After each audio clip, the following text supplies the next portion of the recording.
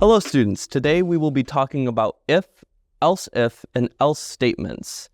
We will be briefly discussing these topics, looking at their general format and how to use them. So let's get started. So what are these statements and what do they do? These are conditional statements. So how you should think about it is if this is true, this happens. Else if this is true, then this happens. Otherwise, this happens. Now that we are thinking about how to identify when we need a statement like this, let's look at the general format.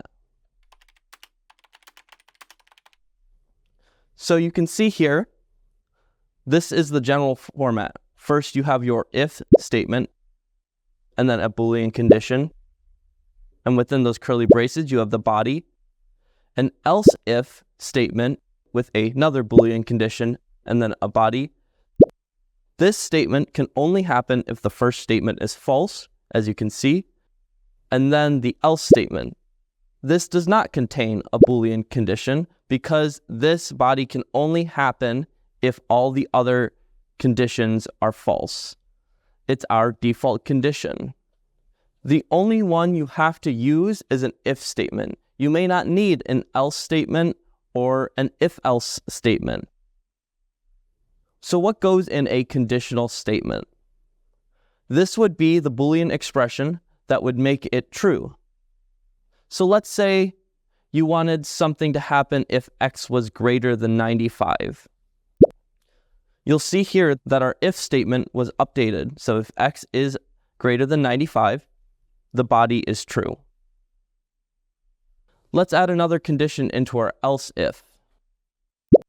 Let's make it so that the first statement is false, then we check if x is less than or equal to 65.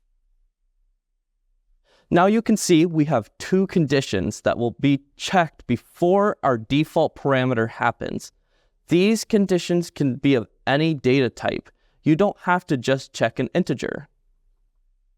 Now the last thing would be to add a second parameter to the conditional statement, the and or the or parameter.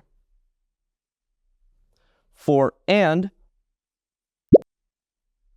both conditions have to be true for this body to happen. So x must be greater than 95 and x must be less than or equal to 150. So within that range of 95 to 150. For an or statement,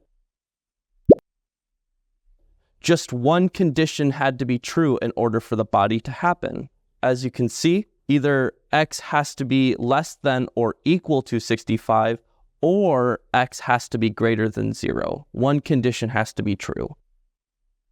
If you would like to practice this, try writing an if statement that outputs good, bad, or invalid parameter based on the value of x.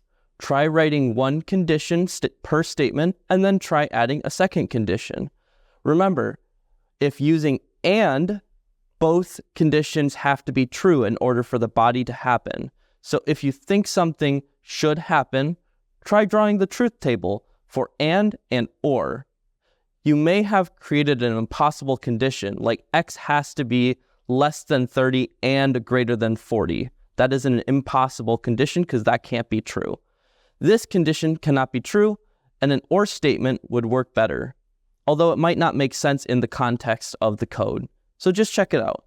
Thank you for watching, and be sure to drop by tutoring if you have any questions. We are located in the ELC HPAC 1170. Thank you, and keep coding.